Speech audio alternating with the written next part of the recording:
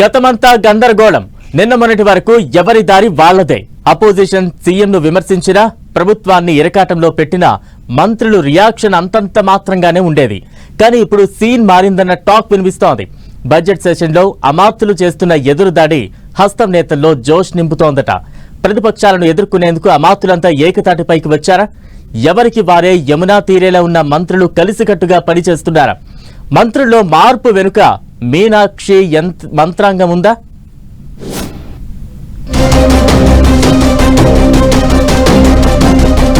తెలంగాణ మంత్రులు దూకుడు పెంచారా? అధిష్టానం దిశానిర్దేశంతో కలిసికట్టుగా మంత్రులు. ప్రభుత్వంపై ఈగ వాలనివ్వమన్నట్లుగా కామెంట్స్. తెలంగాణ కాంగ్రెస్ అంటేనే తలోదారి అనే చర్చ ఉంటుంది. కానీ హస్తం పార్టీలో సడన్ చేంజెస్ కనిపిస్తున్నాయి. నిన్న మొన్నటి వరకు ఎవరికి వారే అన్నట్లు వ్యవహరించిన మంత్రులు రూట్ మార్చినట్లు టాక్ వినిపిస్తోంది. మంత్రివర్గంలో విభేదాలున్నాయని సీఎం రేవంత్ రెడ్డికి కొందరు మంత్రులకు పడడం లేదన్న చర్చ ఉండేది. క్యాబినెట్ లో కొంతమంది మంత్రులు తనకు సహకరించడం లేదని పార్టీ అంతర్గత సమావేశాల్లో స్వయంగా రేవంత్ రెడ్డి వాపోయిన సందర్భాలు ఉన్నాయి. ఇలా మంత్రివర్గంలో గ్యాప్ అసెంబ్లీలోనూ కొట్టొచ్చినట్లు కనిపించేది. ప్రతిపక్షాలు ప్రభుత్వంపై విమర్శలు, ఆరోపణల దాడికి దిగినా మంత్రులు పెద్దగా పట్టనట్లు ఉంటూ వచ్చారు.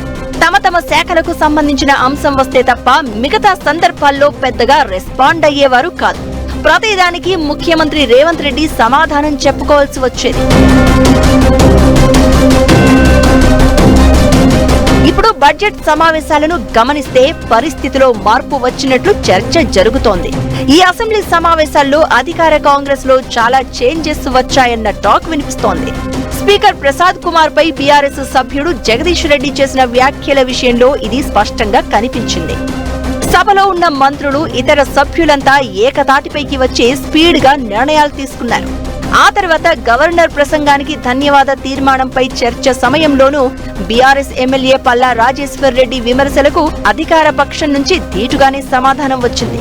ప్రభుత్వం అభివృద్ధి కార్యక్రమాలు ఏవీ చేయడం లేదన్న బీఆర్ఎస్ విమర్శలకు డిప్యూటీ సీఎం భట్టి విక్రమార్క సుదీర్ఘంగా సమాధానమిచ్చి బీఆర్ఎస్ ను సైలెంట్ చేసే ప్రయత్నం చేశారు. ఇక మరో మంత్రి ఉత్తమ్ కుమార్ రెడ్డి కూడా బీఆర్ఎస్ విమర్శలకు ధీటుగా సమాధానం చెప్పే ప్రయత్నం చేశారు. బీసీ కుల గణనపై ప్రతిపక్షాల ఆరోపణలను తిప్పికొట్టారు. ఇక కృష్ణా జలాల వివాదంపై ప్రతిపక్షాల విమర్శలపై కూడా సీరియస్ గానే రియాక్ట్ అయ్యారు ఉత్తమ్. కృష్ణా జలాల్లో తెలంగాణకు అన్యాయం జరిగిందంటే కేసీఆర్, హరీష్ రావులే కారణమని ఆరోపించారు. పులిచింతల ప్రాజెక్టుతో తెలంగాణకు నష్టం లేదని చెప్పుకొచ్చారు ఉత్తమ్ కుమార్ రెడ్డి. 2-3 రోజులుగా అసెంబ్లీలో అధికార కాంగ్రెస్ పక్షం పైచేయి సాధించే పనిలో పడింది. అసెంబ్లీలో అధికార పార్టీ టీం వర్క్ మొదలైందన్న మాటలు వినిపిస్తున్నాయి. పార్టీలో ఇది మంచి పరిణామమని చర్చించుకుంటున్నారు నేతలు. అయితే ఇందుకు ఢిల్లీ పెద్దల డైరెక్షనే కారణమని పార్టీ వర్గాల్లో చర్చ జరుగుతోంది. అసెంబ్లీలో ముఖ్యమంత్రి, మంత్రుల మధ్య కోఆర్డినేషన్ మిస్ అవుతుందని కాంగ్రెస్ హైకమాండ్ గుర్తించిందని పార్టీ వర్గాలు చెప్తున్నాయి. దీంతో తెలంగాణ కాంగ్రెస్ వ్యవహారాల ఇన్ఛార్జ్ మీనాక్షి నటరాజన్ ఈ విషయంపై సీరియస్ గా దృష్టి పెట్టినట్టు తెలుస్తోంది. సీఎంకు, మంత్రులకు మనస్పర్ధలు, విభేదాలు ఉంటే అంతర్గతంగా మాట్లాడుకోవాలని, కానీ ప్రతిపక్షాలకు అవకాశం ఇచ్చేలా ప్రవర్తించొద్దని గట్టిగానే చెప్పినట్లు సమాచారం. అసెంబ్లీలో పక్కా కోఆర్డినేషన్ తో కలిసికట్టుగా ప్రతిపక్షాలను ఎదుర్కోవాలని దిశానిర్దేశం చేసినట్లు చర్చ జరుగుతోంది.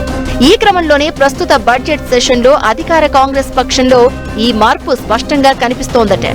హైకమాండ్ ఉపదేశం బాగానే పనిచేస్తోందని పార్టీ వర్గాలు చర్చించుకుంటున్నాయి.